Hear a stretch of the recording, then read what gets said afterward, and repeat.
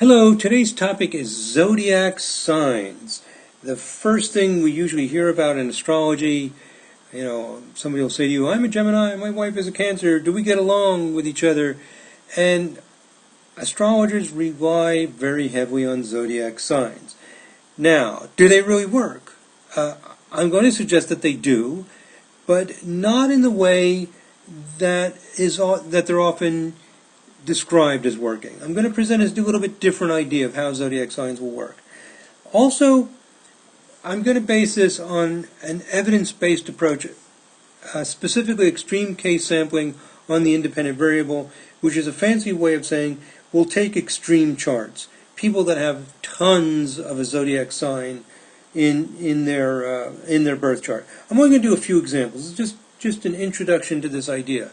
In the future, I'll be making specific tutorial videos on each zodiac sign. Okay, now, first thing I'm going to suggest, and zodiac signs and all of astrology is very controversial.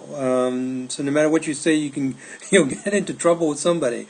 But I'm going to put out there that I think zodiac signs are poor descriptions of the overall personality.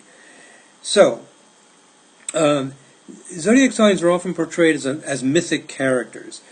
So Aries is the warrior, and he or she has her sword and goes out and fights and is strong and takes action. And, this is a basic description of who this person is, describes them, and that this mythical character, this archetypal character, is a part of us who have whatever sign is strong. And I'm going to suggest it doesn't really work that way. Even a person who has a lot of a zodiac sign, very heavy emphasis on a zodiac sign, won't really fit the archetype very well. Well, you say, if they don't fit the archetype, David, then it doesn't work. Well, I'm going to suggest there's you might say, a more subtle way that zodiac signs might work. But the idea that somebody with tons of Aries is going to be out there as a warrior with a sword, fighting the world, doesn't really work. Now that's controversial, and that may get some people riled up. But as I get into this, maybe we'll come to a closer agreement when you see what I'm referring to. Here's a person with an extreme sign. It's Xavier Cugat, musician and band leader, and he's a triple Capricorn. Sun, Moon, and Ascendant in Capricorn. Now, this is a round number time. If he was born a little earlier, it would be Sagittarius. It would only be double Capricorn, and Mars also in Capricorn. But in any case, he does have Sun and Moon in Capricorn. Only 1 out of 144 people, very, very roughly, would have Sun and Moon in the same sign. Plus, he has Mars in Capricorn. Mars is exalted in Capricorn. Anyway, it's a good place for it. So he should be Mr. Capricorn. If you have only 1% of the population with something, he should be very, very extremely Capricorn. Now, is he? Is he detached, dry, sober? I've got some notes here. Let's see what I say in my slides here. Dry, detached, old, all business. Well, you can argue the point, but I would say basically no. Maybe if you give him Sagittarius rising instead of Capricorn, but not as a triple Capricorn. He is all about business. He is a manipulator. He has some strong Capricornian traits, but is he Mr. Capricorn? He's full of life with his, Latin American music and, exuberance, and much more the Sagittarian. Why does the Sagittarius dominate over the Capricorn as a personality, as an archetype? I'm not saying he doesn't have some Capricorn qualities, but is he really Mr. Capricorn or Mr. Sagittarius? Well, I know what you're thinking, a combination of both.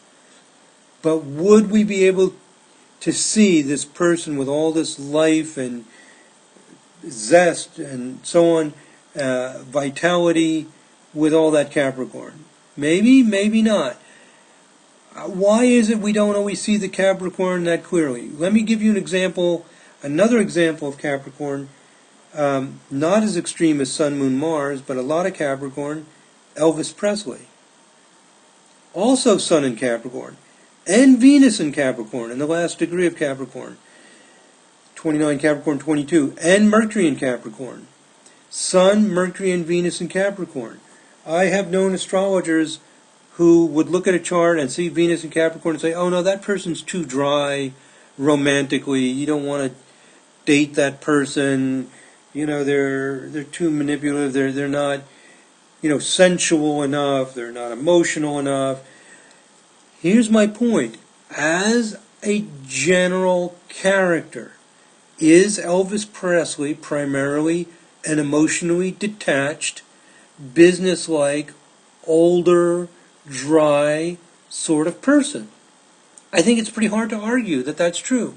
He's Elvis the pelvis. I mean, he's full of life and action and, rebelliousness and, I don't know if it's rebelliousness, but, just electricity, charisma, his sexiness, his cuteness.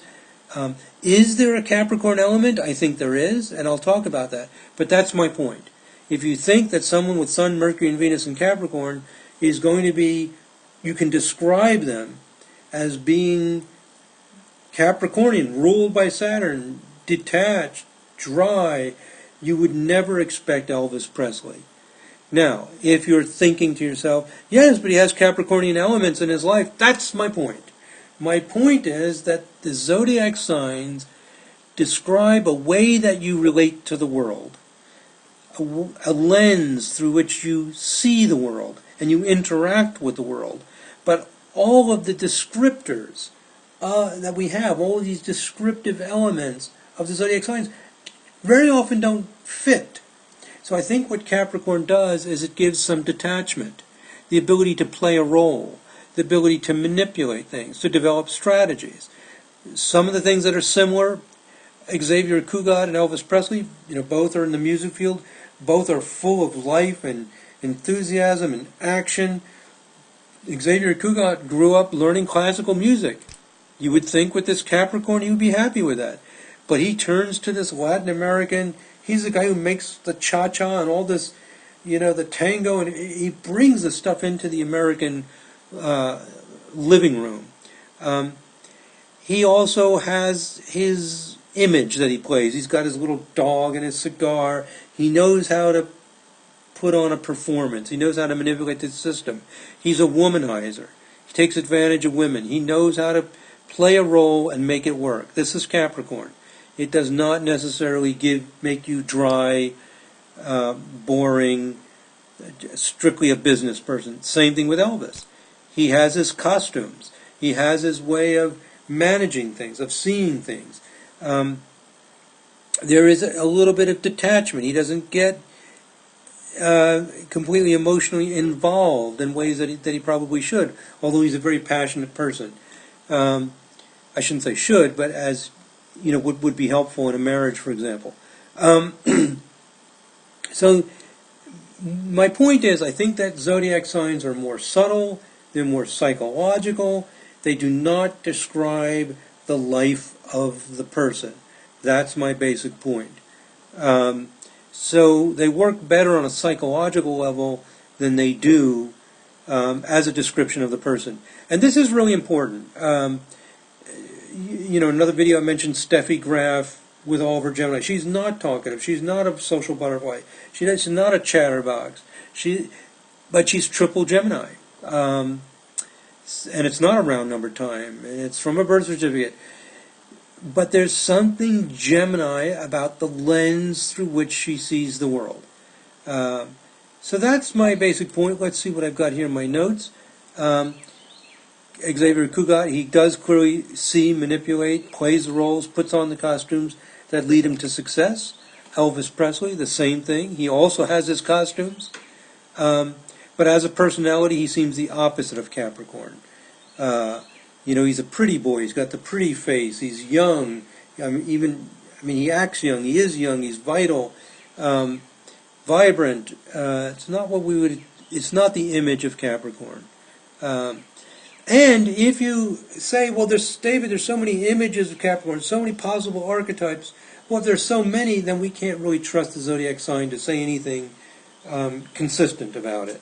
But I think the consistent thing we can say about Capricorn is that the person sees the lens with a strong element of detachment and the ability to manipulate, play roles, and strategize.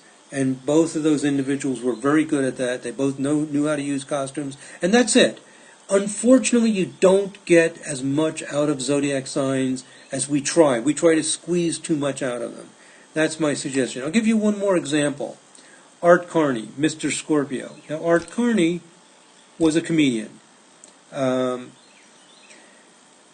He was born also double Scorpio, Sun and Moon. Remember, only less than 1 out of 100 people are going to be double sign. And his Venus in Scorpio.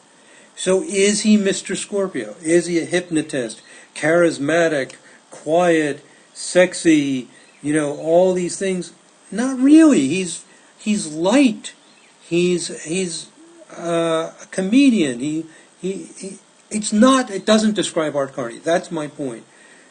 Is there a Scorpio element to his life? Yes. He sees the life through a Scorpio lens.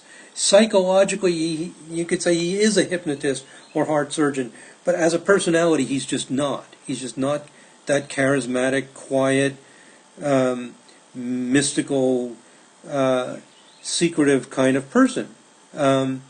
He's a comedian, but he sees the world through the Scorpio lens. The Scorpio lens to me means merging with the experience. He gets divorced. It drives him crazy. He starts taking drugs and drinking. This is a Scorpio experience because Scorpio merges with their experience. When they marry, they're totally merged. In the Bible, does it say something about the two flesh shall be as one? That must be written by somebody with a lot of Scorpio. They become as one. He later remarries his wife. Now that's extremely Scorpio because they never really ever get divorced. So that's my point. Psychologically, it's true, but he's not Scorpio. He's, as a personality, he just isn't. But somehow that psychological element of merging, becoming one, Scorpio is so different from Capricorn, which is detached. So each of the zodiac signs is a lens, a way that people relate to the world, but it doesn't necessarily color their entire lives with all of the images and qualities that we give to the zodiac signs. They're more subtle, and we try to get more out of zodiac signs than we can. So conclusions. And by the way, I'm illustrating the points using some charts. There's more rigorous ways to demonstrate the ideas through the extreme case sampling and use all charts that meet some criteria. I'm just illustrating the concepts here. Also note that there have been several studies of whether astrologers can describe people. You give an astrologer a birth chart, can they describe the person accurately? In most of the studies, the astrologers are not able to do that. This to me is not surprising because astrologers rely heavily on zodiac signs, for example, and other things, and expecting them to describe the overall personality of the person. Doesn't work. If you're given the chart of Elvis Presley and you're told one guy is a rock and roller, wild and out of control, and another guy is, more restrained or whatever, you're going to say it fits the restrained person. Or if you're just told to describe, to interpret the chart. So it doesn't work as an overall description, but it does, describe a lens through which the person sees the world. There are other ideas that I use. I use this idea that one sign does not remove the influence of another sign. Once you reduce signs down to one simple function, that function is always there. It makes the chart interpretation very simple. In the way that I happen to look at zodiac signs, it's very simple, very direct, very consistent. I don't have to do a lot of guessing about what's going on. And also note, I am not just saying you have to look at the whole chart. A lot of times when something doesn't work, people say, we have to look at the whole chart. Well, I do look at the whole chart, and it still doesn't work if I use the old ideas of zodiac signs as describing the entire person. If I look at the whole chart of any of these people, I'm saying something in addition to that. I think we give too much emphasis on zodiac signs, expecting too much out of them. They serve a more specific and a fairly subtle function. And it leads to the question, is there anything that would describe the person? Is there something that would tell me that Elvis Presley has this electric music and this charisma and this sexiness? There is. Absolutely there is. Or tell me that Xavier Cugat has the traits that he has. Yes. I think that you see the person in the aspect patterns. The signs and houses only color the aspect patterns. Just a suggestion, just an idea. I know this gets very controversial, but I'm trying to give some indication of how these ideas are developed, and basically they're developed just by looking at charts and trying to see if I can see the person. Do I see Art Carney in this chart? Do I see him with the emphasis that is in his actual real life? I want to see a comedian, first and foremost. I want to see who he is. And then if I want to see his personal life and the way he relates, I want to see that as well. The zodiac signs relate more to the personal life and the perspective and attitude and lens through which you see the world. They don't really tell you much about the talent and the basic personality of the person, which I think is more in the aspect patterns. Okay, so an idea about zodiac signs. I hope you found that interesting, a little bit different from what you've heard. Also, if you're a skeptic of astrology or a cynic of astrology, you might say, okay, here's an astrologer who admits these zodiac signs don't work, and now he's trying to give me this subtle stuff. Maybe zodiac signs don't work at all. Maybe they don't, but I think we shouldn't go into this with an a priori assumption. The cynics will go in saying, I know this doesn't work, and see he's showing it doesn't work, and making things up to try to get it to work. And if you're an astrologer, you go in assuming it works and feel like I'm detracting too much from the way it really does work. And all I'm suggesting is, if we just remain more open-minded about it without too many assumptions, I think you can reasonably conclude that zodiac signs do work, but they don't describe things like the vocation, the behavior, the basic way the person lives their lives. It describes a lens through which they approach whatever it is they're approaching.